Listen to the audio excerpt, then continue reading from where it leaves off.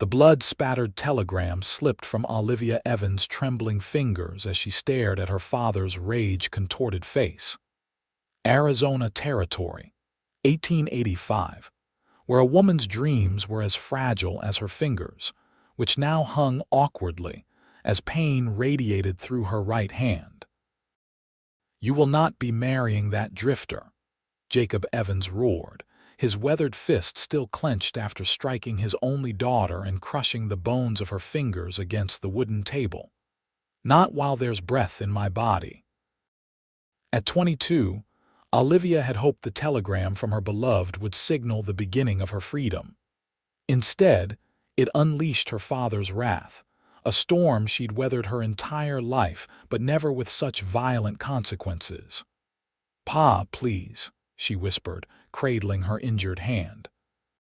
Three of her fingers, her ring finger, middle finger, and index finger, bent at unnatural angles. The pain made her dizzy, but she refused to faint, refused to show weakness. "This doesn't change anything."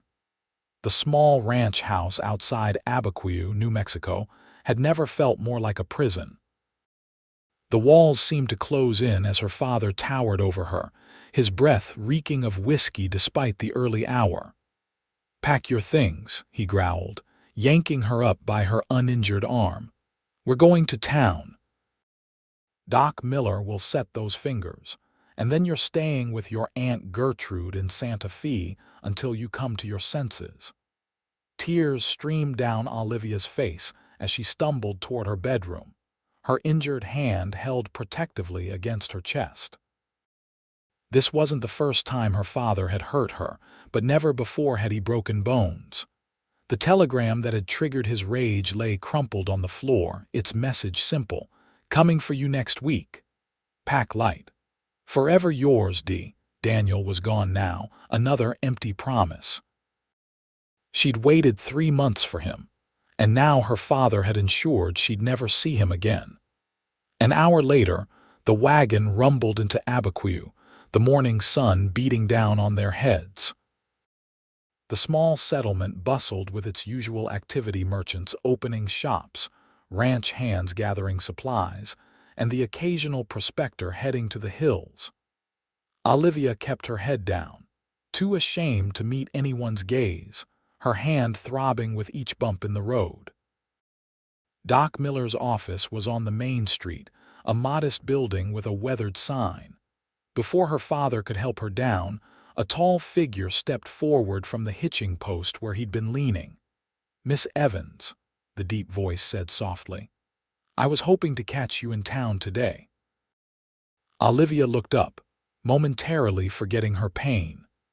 The man before her wasn't Daniel. He was a stranger with eyes the color of a summer storm and a quiet intensity that made her breath catch. He wore the practical clothes of a working cowboy: worn denim, leather chaps, and a dust-covered hat that he removed as he approached. "Who the hell are you?" her father demanded, stepping between them. "Tucker Vance, sir," the stranger replied, his eyes never leaving Olivia's face. "I'm the new foreman at the Lazy S." He gestured toward her hand. "Seems like the lady needs assistance." Before her father could object, Tucker reached up and gently helped Olivia down from the wagon. His touch was careful, reverent almost, and despite everything, a small shiver of awareness ran through her. "I can handle my own daughter," Jacob Evans snapped, grabbing Olivia's arm. She couldn't suppress her cry of pain as the movement jarred her injured hand. Tucker's expression darkened, his eyes narrowing as they flickered between Olivia's tear-streaked face and her father's angry one. "Mr. Evans," Tucker said quietly, "I believe Doc Miller is expecting you. I'd be happy to help Miss Evans inside while you see to the horses." Something in Tucker's tone, a steel beneath the politeness, made Jacob Evans hesitate. Then, with a grunt, he thrust the wagon's reins at Tucker and stomped off toward the doctor's office, leaving his daughter behind. "Thank you," Olivia whispered once her father was out of earshot. "But you shouldn't have interfered. He'll only be worse later." Tucker studied her face. "What happened to your hand, Miss Evans?" She looked away, ashamed. "I fell." "With all due respect," Tucker replied, his voice gentle, "I've seen many injuries in my time. That wasn't from a fall." Tears threatened again, and Olivia blinked them back fiercely. "It doesn't matter. Nothing will change." Tucker's hand came up, hovering near her cheek without touching it. "Everything can change, Miss Evans. Sometimes all it takes is one person willing to stand up." For a moment she allowed herself to believe him. Then reality crashed back. "You don't understand. This is my life." "It doesn't have to be," Tucker insisted. He glanced toward the doctor's office where her father had disappeared. "Come on, let's get those fingers looked at." Inside Doc Miller's office, the elderly physician took one look at Olivia's hand and his face hardened. "Jacob," he said to her father, "I need to speak with you outside." While they stepped out, Tucker remained beside Olivia, a solid, comforting presence. "Don't worry," he whispered.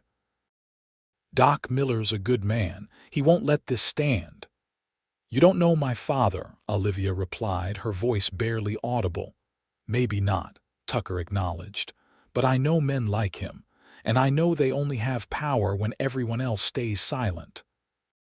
Before she could respond, the door flew open and her father stormed back in, his face red with rage. "We're leaving," he snarled at Olivia. "Doc's gotten too big for his britches." "Mr. Evans," Doc Miller said firmly from the doorway, "your daughter needs medical attention. Those fingers need to be set properly or she may never regain full use of her hand." "I'll take her to Santa Fe," Jacob replied. "We're going there anyway." "By then it might be too late," the doctor countered. "Bones start healing within hours." "If they heal wrong, this isn't your concern," Jacob cut him off. Tucker stepped forward. "Sir, please consider what the doctor's saying. Your daughter's future is at stake." Jacob Evans whirled on Tucker, his hand going to the knife at his belt. "You stay out of this, Cowboy." "This is family business." Tucker didn't flinch. "When a lady is injured, it becomes everyone's business, sir." The tension in the room crackled like lightning before a storm. Olivia held her breath, terrified of what might happen next. Her father was a violent man on his best days. With whiskey in his blood and his authority challenged, he was unpredictable. To everyone's surprise, it was Sheriff Wallace's arrival that broke the standoff. The lawman's steady gaze took in the scene before him, Olivia's injured hand, her father's aggressive stance, Tucker's protective position. "Everything all right in here, Doc?" the sheriff asked, his hand resting casually on his holster. "Just a medical disagreement, Sheriff," Doc Miller replied smoothly. "Mr. Evans here is considering whether to let me treat his daughter's broken fingers or to seek treatment elsewhere." Sheriff Wallace studied Olivia's hand and then looked directly at Jacob Evans. "Those look like they need immediate attention, Jacob. I'd recommend letting Doc do his job." The implicit threat in the sheriff's voice wasn't lost on anyone. After a tense moment, Jacob Evans backed down. "Fine," he spat. "Fix her up, Doc, but we're still heading to Santa Fe afterward." "I'll need to keep her here for observation," Doc Miller said firmly. "At least overnight. Those breaks are serious." Jacob Evans' face darkened, but with the sheriff present, he couldn't argue further. "I've got business to attend to anyway. I'll be back tomorrow." He jabbed a finger toward Olivia. "You stay put and behave yourself." After her father stormed out, the room seemed to exhale collectively. Doc Miller immediately set to work examining Olivia's hand more thoroughly while Tucker hovered nearby, his concern evident. "These are bad breaks, my dear," Doc Miller said gently. "I'm going to have to reset them and it will be painful. Sheriff, perhaps you could fetch my assistant." "I'll stay," Tucker said suddenly, "if Miss Evans permits it." Surprised, Olivia looked up at the tall cowboy. There was something in his eyes, a steadiness, a promise that made her nod despite herself. "Very well," Doc Miller agreed. "Mr. Vance, you'll need to hold her still. This won't be pleasant." What followed was among the most painful experiences of Olivia's life. As Doc Miller manipulated her broken bones back into position, she bit her lip until it bled, determined not to scream. Tucker held her shoulders steady with one hand while offering his other hand for her to squeeze. "Look at me," Tucker whispered, his face close to hers. "Just look at me and breathe." Olivia focused on his storm-gray eyes, finding an anchor there as waves of pain crashed over her. When the last finger was set and Doc Miller began splinting them together, she finally allowed herself to slump against Tucker's solid chest, utterly exhausted. "You did wonderfully," Tucker murmured, his breath warm against her hair. "Brave as any cowboy I've ever seen." Doc Miller finished bandaging her hand and stepped back. "Those fingers need to stay immobilized for at least 6 weeks. I'll arrange a room for you at Mrs. Holloway's boarding house." "Thank you, doctor," Olivia said weakly. The thought of being away from her father, even temporarily, filled her with both relief and anxiety. "I should get back to the ranch," Tucker said reluctantly, helping her to a more comfortable position on the examination table. "But I'll check on you tomorrow if that's all right." Olivia nodded, surprised by how much she wanted him to stay. This stranger who'd shown her more kindness in an hour than she'd known in years. "Why?" she asked suddenly. "Why are you helping me?" Tucker adjusted his hat, a ghost of a smile touching his lips. "Let's just say I recognize trouble when I see it, Miss Evans, and I've never been one to ride away from someone who needs help." After he left, Doc Miller gave her a sleeping draft, and for the first time in years, Olivia fell asleep without fear of what morning might bring. True to his word, Tucker appeared at Mrs. Holloway's boarding house the following day. Olivia was sitting on the front porch, her bandaged hand resting on a small pillow when he rode up on a magnificent chestnut gelding. "Miss Evans," he greeted her, tipping his hat. "How are you feeling today?" "Better, thank you," she replied, suddenly self-conscious about her simple dress and loose hair.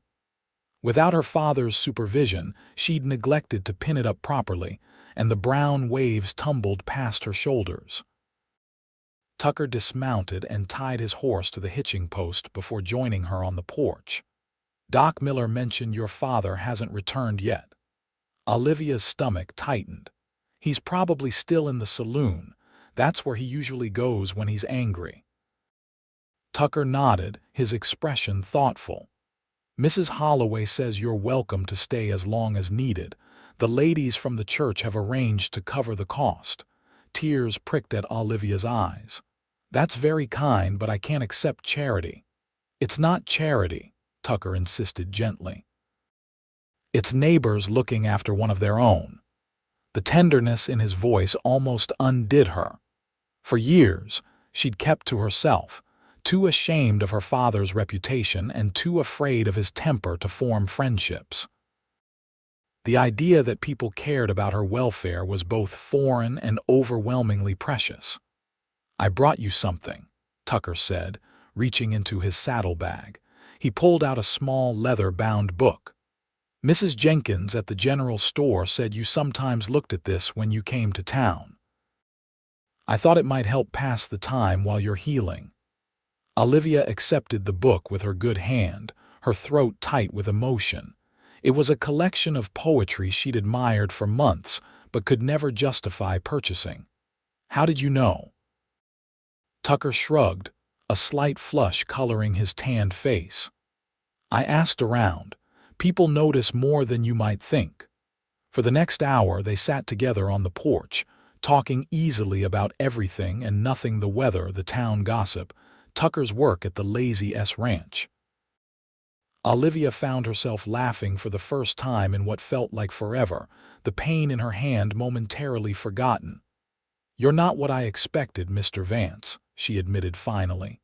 "Tucker, please," he corrected with a smile. "And what did you expect?" Olivia considered this. "I'm not sure." Most cowboys passing through Abiquiu are rough types. You're different. I wasn't always, he said, his expression growing serious. I had my wild years, but a man can only ride that trail for so long before he needs to find something real. Before she could ask what he meant, the sound of approaching hoofbeats made them both turn. Jacob Evans was riding toward the boarding house, his face thunderous. Tucker stood immediately, positioning himself between Olivia and her approaching father. "Stay behind me," he said quietly. "Please don't," Olivia whispered urgently. "You'll only make it worse." But Tucker stood his ground as Jacob Evans dismounted and stalked up to the porch steps. "So this is where you've been hiding," Jacob sneered at Tucker. "Cozying up to my daughter while I'm not looking." "Mr. Evans," Tucker acknowledged evenly. "Miss Evans has been recovering as the doctor ordered." Jacob spat on the ground. "Get your things, Olivia. We're heading to Santa Fe today." "Sir," Tucker said, his voice still calm but with an edge of steel. "Doc Miller was clear that Miss Evans needs to rest. Moving her now could jeopardize her recovery." "I don't recall asking your opinion, Cowboy," Jacob snapped. Olivia now trembling, Olivia stood. "Pa, please." Just a few more days. The back of Jacob's hand connected with her cheek before she could finish, sending her stumbling back against the porch railing. In an instant, Tucker was between them, his hand catching Jacob's wrist before he could strike again. "That's enough," Tucker said, his voice deadly quiet. "Take your hands off me," Jacob snarled, reaching for his knife. What happened next occurred so quickly Olivia could barely follow it. Tucker twisted, disarming Jacob with one fluid movement and forcing him to his knees. "Mr. Evans," Tucker said, still in that same controlled voice, "I'm going to give you a choice. You can leave peacefully and come back when you're sober, or I can drag you to the sheriff's office for assaulting your daughter." Again, Jacob struggled against Tucker's hold. "You've got no right." "She's my daughter. She's a person," Tucker replied. "Not property, and no father worth the name raises his hand to his child." For a moment it seemed Jacob might continue fighting, then abruptly he slumped in defeat. "Fine. Have it your way, but this isn't over." Tucker released him cautiously. "No, sir, I don't believe it is." Jacob Evans staggered to his feet, pointing a finger at Olivia. "You've made your choice, girl. Don't come crawling back when this one leaves you too." Without another word, he mounted his horse and rode away, weaving slightly in the saddle. Olivia sank onto the porch step, her legs suddenly unable to support her. "He'll be back," she whispered, "and he'll be worse." Tucker knelt beside her, gently examining the red mark on her cheek. "Not if I have anything to say about it."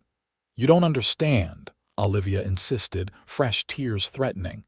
"This isn't the first time and it won't be the last. He always finds me." Tucker took her uninjured hand in both of his touch warm and reassuring. "Olivia," he said, using her first name for the first time, "I give you my word he won't hurt you again. Not while I'm breathing." Something in his voice and absolute certainty made her want to believe him, but she'd heard promises before. Daniel had promised to return for her, and he hadn't. Her mother had promised things would get better, right up until the day she died. Promises were as common and worthless as dust in New Mexico. "Why do you care?" she asked, voicing the question that had been gnawing at her. "You don't even know me." Tucker's gaze was steady. "I know enough. I know you're brave. I know you've endured more than anyone should have to. And I know that sometimes a person just needs someone to stand beside them until they can stand on their own." "And then what?" Olivia challenged. "You ride away like all the rest." A slow smile spread across Tucker's face. "Madam, I haven't even started riding with you yet. Seems a bit premature to talk about leaving." Despite everything, Olivia found herself smiling back. There was something about Tucker Vance that made impossible things seem possible, like freedom, like safety, like hope. As the days passed, a routine developed. Each morning, Tucker would arrive at the boarding house after his early chores at the ranch, bringing small gifts: wildflowers, a sweet roll from the baker, a ribbon for her hair. They would spend an hour together on the porch, talking or sometimes just sitting in comfortable silence while Olivia read from her book of poetry. In the afternoons, Tucker would return to his duties at the Lazy S, but by evening he was back, often escorting Olivia to dinner at the small cafe or to church socials where, gradually, she began to form friendships with other young women in town. Doc Miller checked her hand regularly, pleased with how the bones were mending. "Keep this up," he told her during one examination, "and you might regain full use of those fingers." "Is that unusual?" Tucker asked, hovering nearby as he always did during her appointments. "With breaks this severe?" "Yes," Doc Miller replied frankly, "but Miss Evans is young and otherwise healthy, and she has excellent care." The old doctor's knowing glance between them made Olivia blush. Of Jacob Evans, there was no sign. Sheriff Wallace reported that he'd been seen heading toward Santa Fe the day after his confrontation with Tucker, apparently to stay with Olivia's aunt, as originally planned. The news brought Olivia both relief and apprehension. Relief at the temporary reprieve. Apprehension because she knew her father would eventually return. "You can't spend your whole life waiting for the storm," Tucker told her one evening as they walked slowly back to the boarding house. "Sometimes you have to learn to dance in the rain." Olivia glanced up at him. In the fading light, his profile was strong and reassuring, a stark contrast to her father's perpetually angry countenance. "Is that what you do, Tucker? Dance in the rain?" He laughed softly. "I'm trying to learn." Some days are easier than others. Something in his tone made her curious. "You never talk about yourself, where you're from, your family." Tucker was silent for so long she thought he might not answer. Finally, he sighed. "Not much to tell. Grew up in Texas, lost my parents young. Worked cattle drives from the time I was 15, drifted for years." He paused, made mistakes, tried to outrun them, eventually figured out that doesn't work. "What kind of mistakes?" Olivia asked softly. Tucker's smile didn't reach his eyes. "The kind that wake you up at night. The kind that change who you are." He shook his head. "But that's a story for another time." They'd reached the boarding house. Tucker walked her to the door as always, but tonight something felt different. An expectancy hung in the air between them, charged like the atmosphere before a storm. "Tucker," Olivia began, not entirely sure what she wanted to say. He saved her from having to decide, gently taking her uninjured hand and raising it to his lips. The gesture was old-fashioned, respectful, and yet it sent a tremor through her that had nothing to do with respect. "Sleep well, Olivia," he murmured. "I'll see you tomorrow." She watched him walk away, her heart pounding oddly in her chest. For the first time, she allowed herself to acknowledge what she'd been trying to ignore. She was falling in love with Tucker Vance. The realization should have frightened her. After Daniel's abandonment and years of her father's control, the last thing she needed was to give her heart to another man who might hurt her. And yet, Tucker was nothing like either of them. Where Daniel had been all charm and empty words, Tucker was substance and quiet action. Where her father was chaos and cruelty, Tucker was steadiness and kindness. That night, Olivia dreamed of open skies and freedom, of riding beside Tucker across endless plains. She woke with a smile on her face, only to have it fade as reality intruded. She had no money, no skills beyond keeping house, and a hand that might never fully heal. Her father would return eventually, and Tucker, for all his kindness, had made no declarations, no promises. Still, when he arrived that morning with fresh cinnamon rolls and coffee, Olivia found herself studying him with new eyes. The way the sun caught in his dark hair, the laugh lines at the corners of his eyes, the careful way he handled her injured hand when he helped her down the porch steps. "I thought we might do something different today," Tucker said as they walked toward the center of town. "If you're feeling up to it." "What did you have in mind?" Olivia asked, curious. Tucker led her to the livery stable where two horses waited, already saddled. One was Tucker's chestnut gelding, the other was a gentle-looking mare with a white blaze. "Tucker, I can't," Olivia protested, holding up her bandaged hand. "I wouldn't be able to control the reins." "That's why we're riding double," Tucker explained. "You'll sit in front of me where I can make sure you're secure." Doc Miller said some fresh air and a change of scenery would do you good. The thought of being so close to Tucker made Olivia's cheeks warm, but she couldn't deny the appeal of leaving town, even briefly. The walls of the boarding house, kind as Mrs. Holloway was, had begun to feel confining.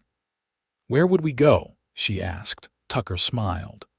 "There's a place about an hour's ride from here, a small valley with a spring.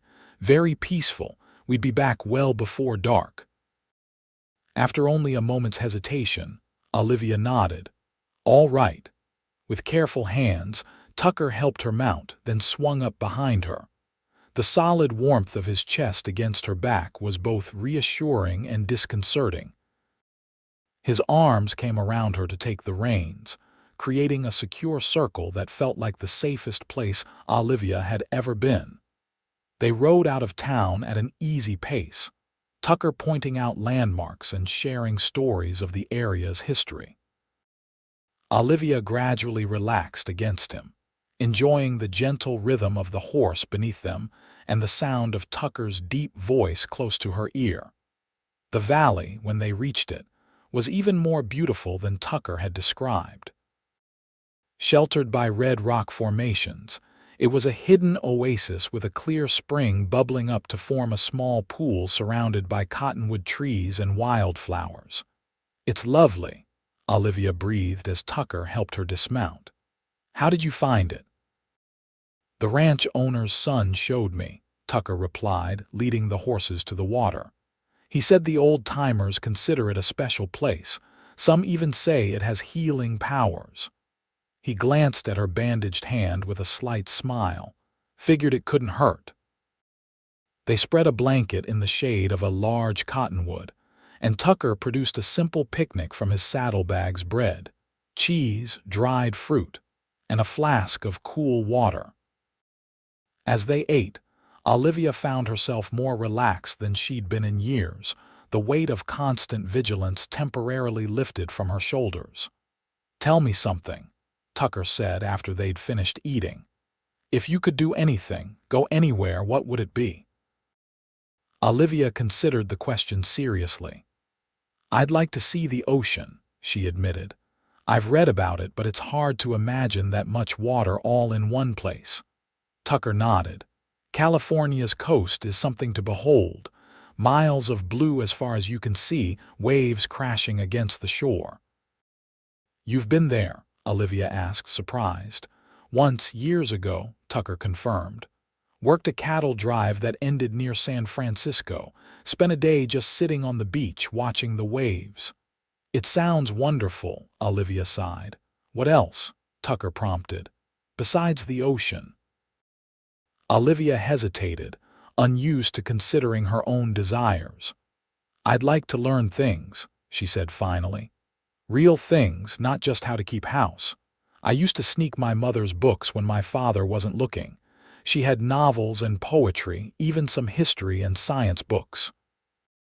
Tucker was watching her intently, his gray eyes warm with interest. "You'd make a good teacher."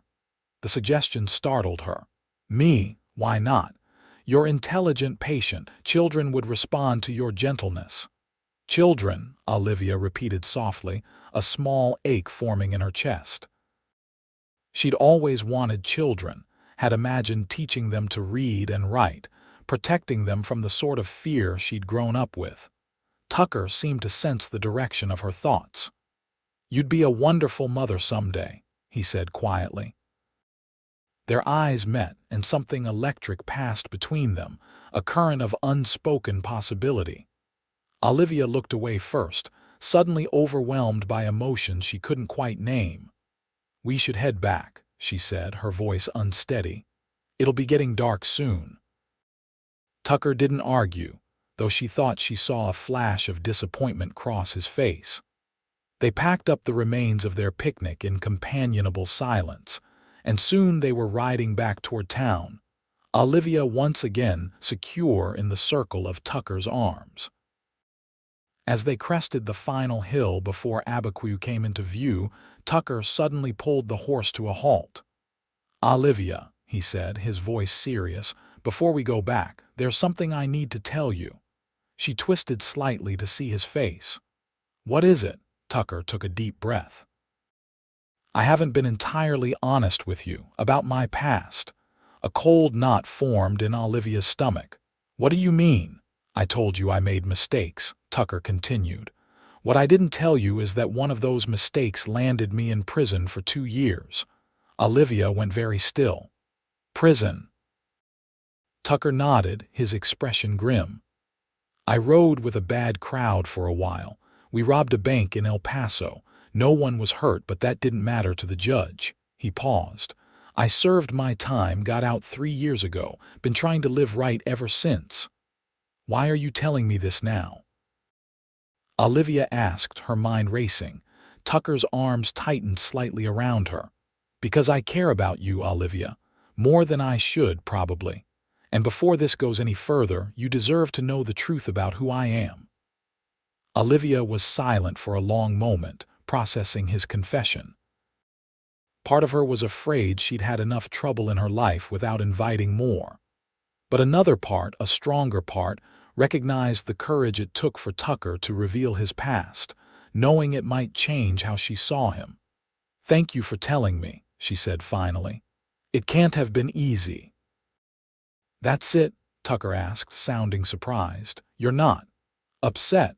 Olivia gave him a small smile. "Tucker, my father has never spent a day in prison, yet he's hurt more people than I can count. You made a mistake, you paid for it, and you changed your life." She paused. "I'm more interested in who you are now than who you were then." The relief on Tucker's face was palpable.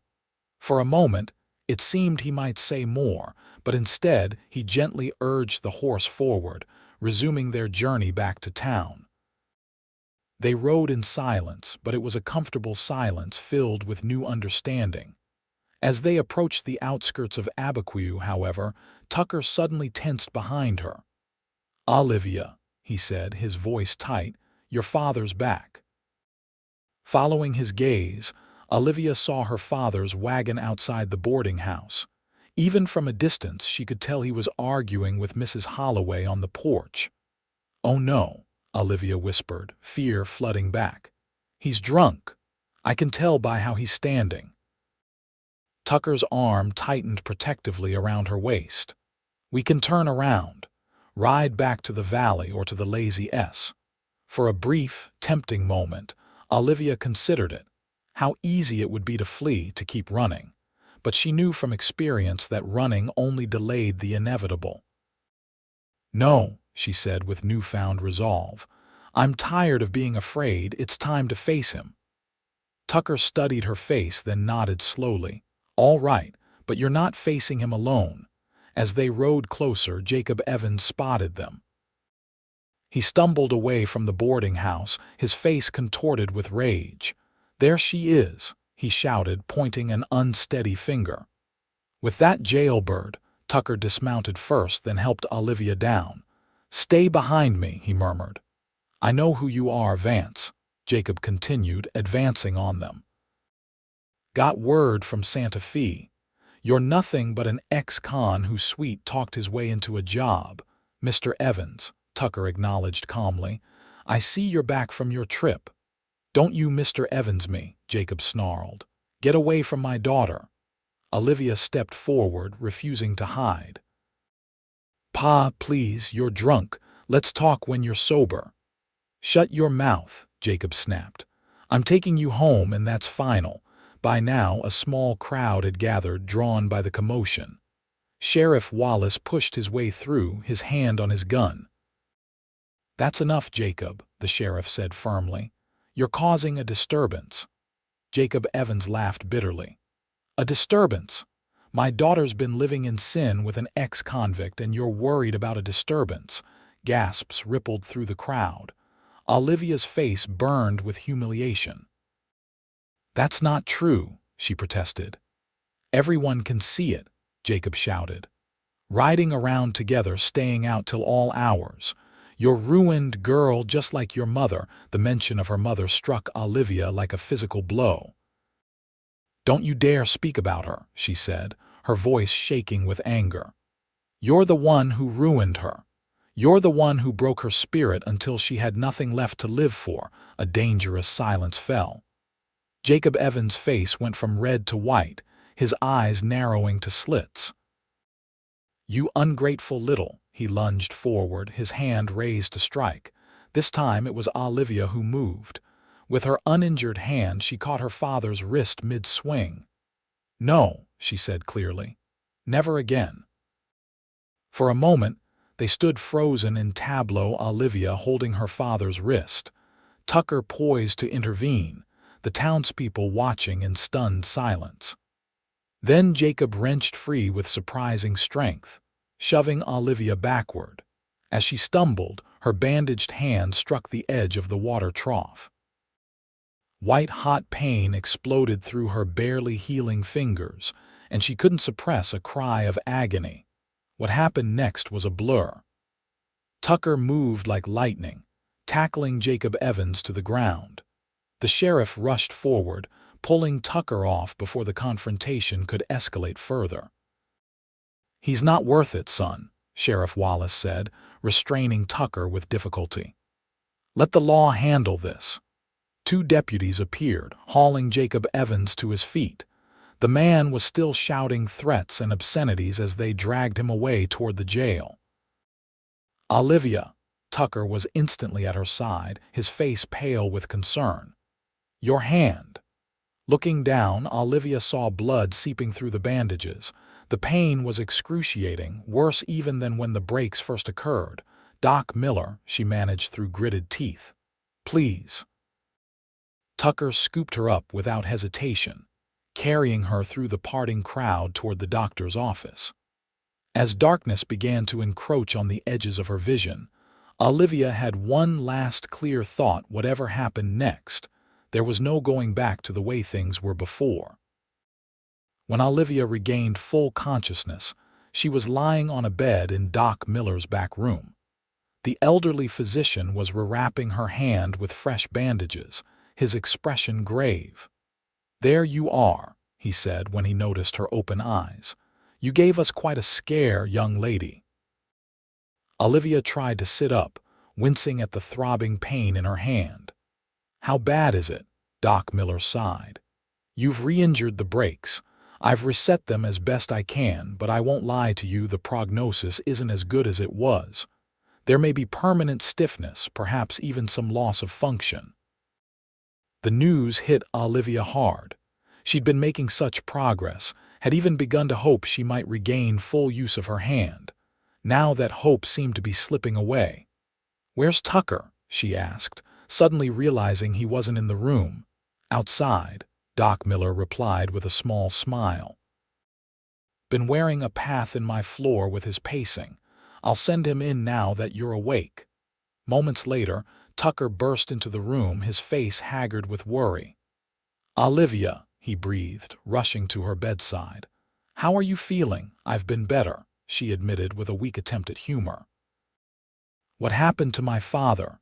"Sheriff's got him locked up," Tucker said, pulling a chair close to her bed. "Charging him with assault, disturbing the peace, and public drunkenness for starters. He won't be bothering you anytime soon." Relief washed over Olivia, followed quickly by uncertainty. "What happens now?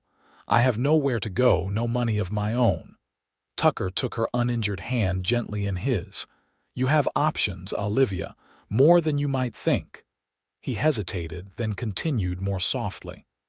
Mrs. Holloway says you can stay at the boarding house as long as needed. The ladies from the church have taken up a collection to cover your expenses until you're well enough to work. Tears pricked at Olivia's eyes. Why would they do that? After what my father said, everyone must think the worst of me. No, Tucker corrected firmly. Everyone saw a brave woman stand up to her abuser. They saw the truth, Olivia, and this town protects its own. Its own, Olivia repeated, the words feeling foreign in her mouth. She'd never belonged anywhere, not really.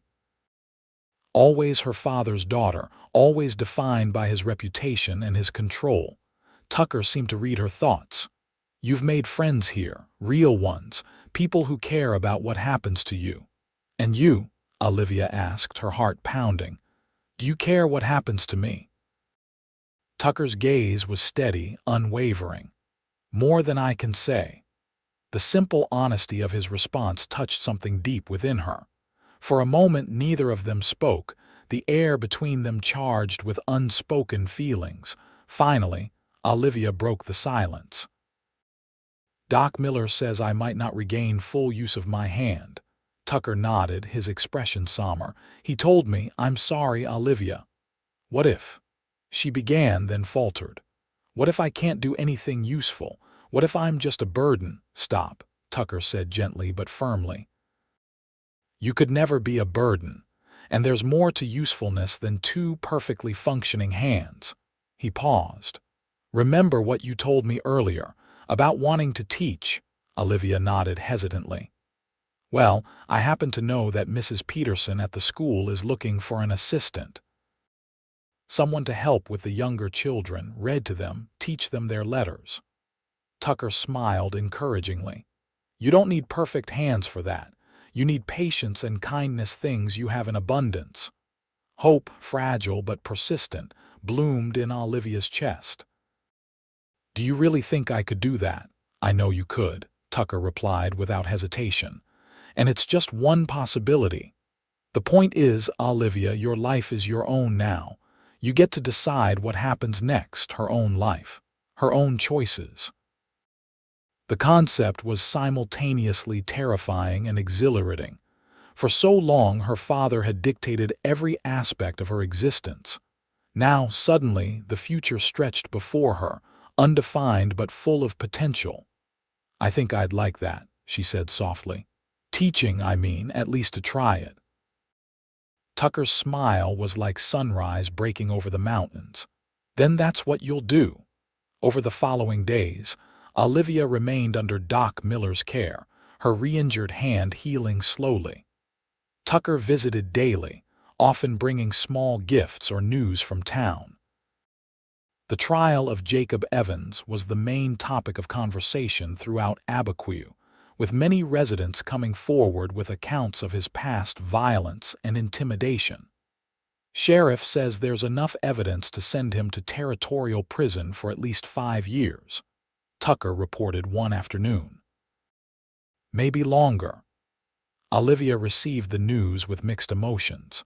Despite everything, Jacob Evans was still her father, yet the thought of 5 years of freedom, of safety, was an undeniable relief. As her strength returned, Tucker began taking her on short walks around town, his hand always ready to steady her if she needed support. They visited the school where Mrs. Peterson enthusiastically offered Olivia a position as soon as she was well enough to start. The children need someone with a fresh perspective, the older woman said warmly, and someone who understands that learning comes in many forms. Mrs. Holloway insisted Olivia could continue staying at the boarding house, converting her temporary room into a permanent arrangement with a reduced rate that Olivia's new teaching salary would cover.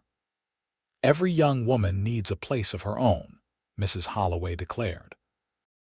Somewhere she can come and go as she pleases without answering to anyone but herself. Through it all, Tucker remained a constant presence, supportive but never controlling, offering advice but never demands. Their friendship deepened, conversations flowing easily between them, silences comfortable rather than strained. Yet something had changed between them since that day at the spring. An awareness, an expectancy that neither of them acknowledged directly but that colored every interaction with subtle tension.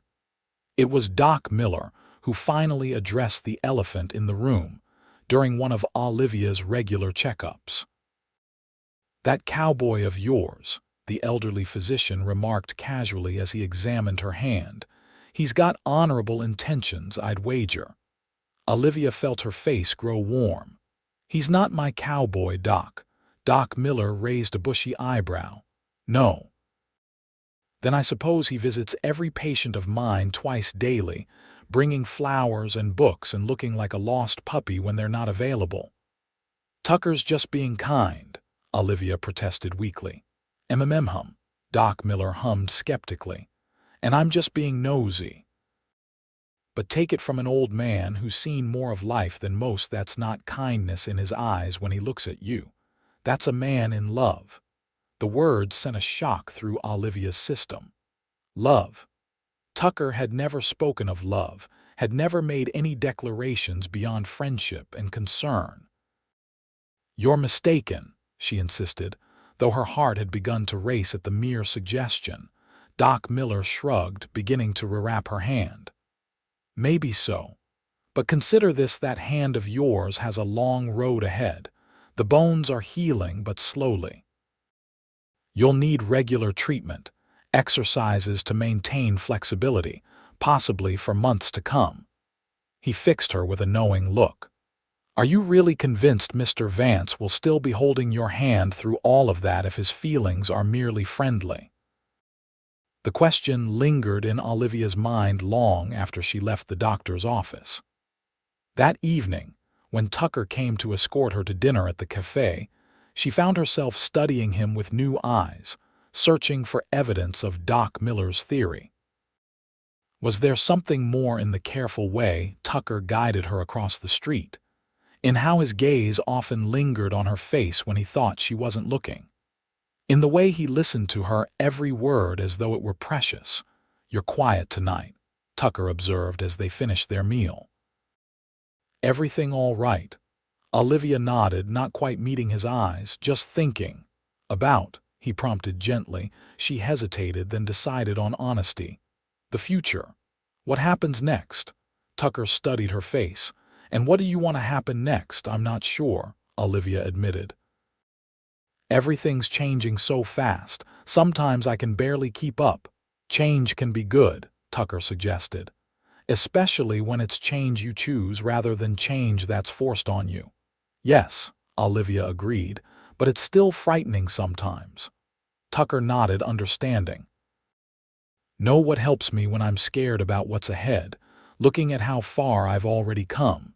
He smiled encouragingly. "Think about it, Olivia. 6 weeks ago you were trapped in your father's house, afraid to speak up, afraid to hope for anything better. Look at you now." Olivia considered this. She was still healing, still finding her footing in this new life, but Tucker was right, she had come a remarkable distance in a short time. "I couldn't have done it without you," she said softly. Tucker shook his head. "You did the hardest part yourself. You stood up to your father. You chose to break the cycle." His eyes held hers, intense and sincere. "I just held your hand while you found your strength." The tenderness in his voice made something shift inside her, a final piece falling into place. Whatever Doc Miller had seen in Tucker's eyes, Olivia suddenly recognized it clearly, because it mirrored what she felt in her own heart. "Tucker," she began hesitantly, "what happens when my hand is fully healed? When I don't need someone to hold it anymore?" A shadow crossed his face. "Is that what you think this is? That I'm helping you out of pity or obligation?" "No," Olivia said quickly. "That's not what I meant. She took a deep breath. "I need to know if you'll still be here, if you want to be here." Tucker was silent for a long moment, his expression unreadable. Then, without a word, He reached across the table and gently took her bandaged hand in his touch so light she could barely feel it through the wrappings. "Olivia Evans," he said, his voice low and earnest. "I would hold your hand every day for the rest of my life if you'd let me. Broken or healed, it makes no difference to me. What matters is that it's your hand." The simple, heartfelt declaration brought tears to Olivia's eyes. "Tucker, let me finish," he interrupted gently. "I know this is fast. I know you're just starting to build a life of your own, and the last thing I want is to take that independence from you. But I need you to know how I feel." He paused, his gray eyes never leaving hers. "I love you, Olivia. Not because you need me, but because you're the strongest, kindest, most beautiful soul I've ever known. And if you need time or space, or if you decide that what you want doesn't include me, I'll understand. But my feelings won't change." Olivia sat stunned, Tucker's words washing over her like warm summer rain. In her entire life, no one had ever spoken to her with such honest emotion, such complete respect for her choices. "I don't know what to say," she whispered finally. Tucker smiled, though uncertainty flickered in his eyes. "You don't have to say anything. Not now, not until you're ready." But Olivia knew with sudden clarity that she was ready. For the first time in her life, she was certain of what she wanted. "I love you too," she said simply. The joy that transformed Tucker's face was like nothing Olivia had ever seen. For a breathless moment, they sat gazing at each other across the cafe table, the rest of the world fading away. Then Tucker stood, still holding her bandaged hand with exquisite care. "Come with me," he said softly. "There's something I want to show you." Curious, Olivia allowed him to lead her out of the cafe and through the gathering twilight toward the edge of town. They walked in companionable silence, their shoulders occasionally brushing, until they reached a small, neat cabin set slightly apart from the other houses. "What is this place?" Olivia asked, noticing that a lamp had been lit inside, casting a welcoming glow through the windows. "It belongs to the Lazy S," Tucker explained. "Part of my compensation as foreman, I've been fixing it up in my spare time." He hesitated, suddenly looking nervous. "I was hoping. That is, I thought maybe someday it could be ours." Olivia's breath caught. "Ours." Tucker turned to face her fully, his expression serious but tender. "I'm not asking for an answer now. I know you need time to heal, to find your feet in your new life. But when you're ready, if you're ever ready, this place will be waiting." He glanced at the cabin, then back to her. "I'll be waiting." Overwhelmed with emotion, Olivia could only nod, tears spilling down her cheeks. Tucker gently wiped them away with his thumb, then, with infinite care, leaned down to press his lips to hers in a kiss so sweet and reverent it made her heart ache. When they finally parted, Olivia felt as though something fundamental had shifted within her. The fear and uncertainty that had been her constant companions for so long were receding, replaced by a quiet confidence in the future, their future. "It's getting late," Tucker murmured reluctantly. "I should get you back to Mrs. Holloway's." As they walked back toward town, hand in hand beneath the emerging stars, Olivia realized that for the first time in her life, she was truly happy. Not the fleeting happiness of a moment's respite from fear, but a deep-seated joy that promised to endure, to grow stronger with each passing day. The road ahead wouldn't be easy. Her hand would need months more to heal, and even then, Doc Miller had warned of likely limitations. Her father's trial would bring painful memories to the surface. Building a new life, a new identity separate from the frightened girl she'd been, would take time and courage. But with Tucker beside her, holding her hand through it all, Olivia knew she could face whatever challenges came their way. Together, they would write a new story, not one of broken bones and broken spirits, but of healing, of hope, and of love that had the power to transform even the deepest wounds into something beautiful. 6 months later, on a perfect spring morning with wildflowers carpeting the hills around Abiquiu, Olivia Evans became Olivia Vance in a simple ceremony at the town church. Her hand, though slightly crooked and occasionally stiff, wore Tucker's ring with pride. When he kissed her at the altar, sealing their vows before the entire community that had embraced them both, Olivia knew with absolute certainty that this was the beginning of the life she was meant to live. Jacob Evans remained in territorial prison, his appeals rejected by judges who had heard too many stories like Olivia's. She had visited him once, not seeking forgiveness or reconciliation, but simply to tell him face to face that she was moving forward, building a life beyond the shadow of his control. He had raged and threatened, but his words no longer had the power to hurt her. She walked away from that prison knowing she would never return, her past finally laid to rest.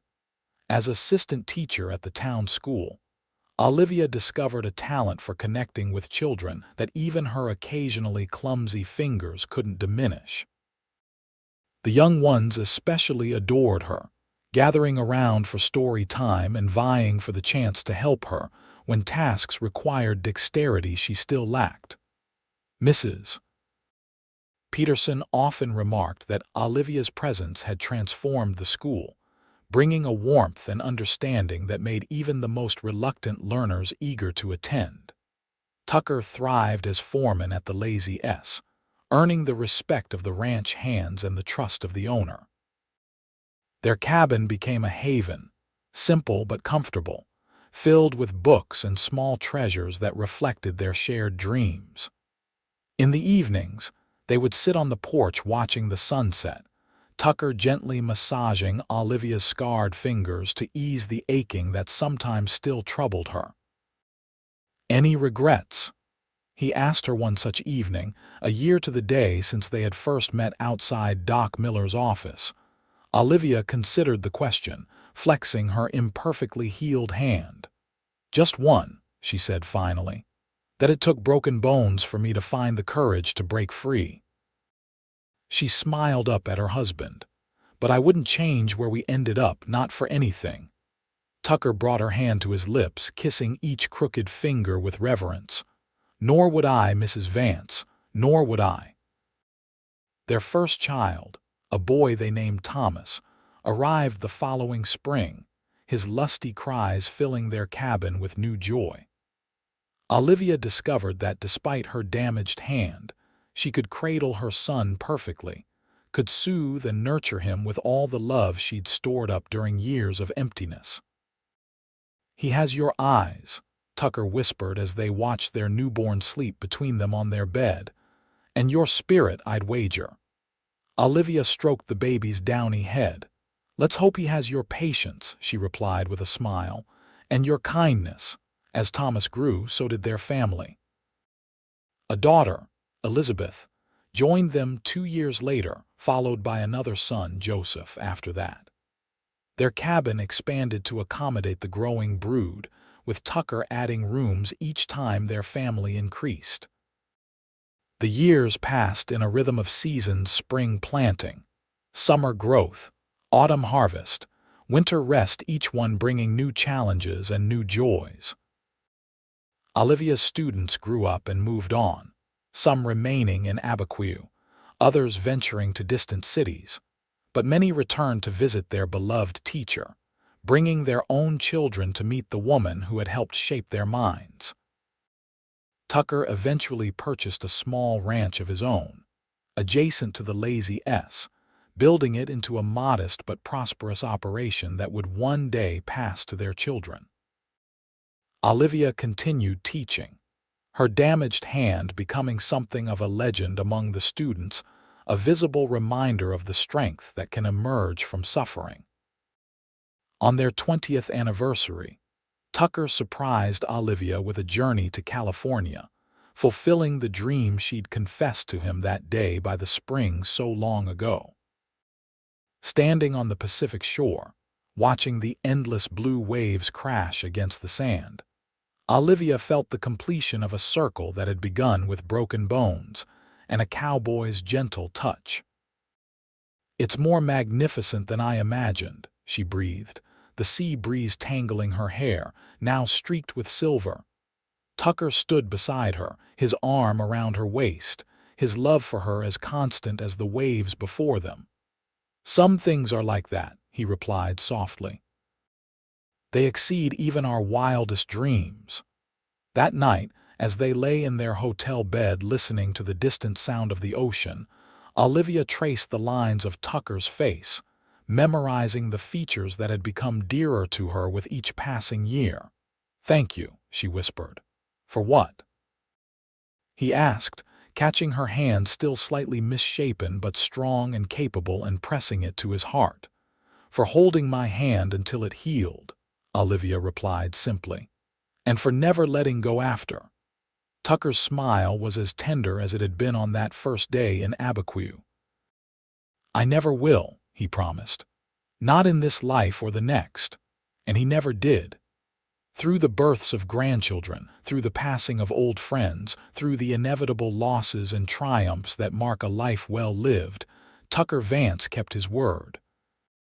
He held Olivia's hand through it, all the hand that had once been broken, but had healed stronger at the broken places, much like the heart that beat beneath it.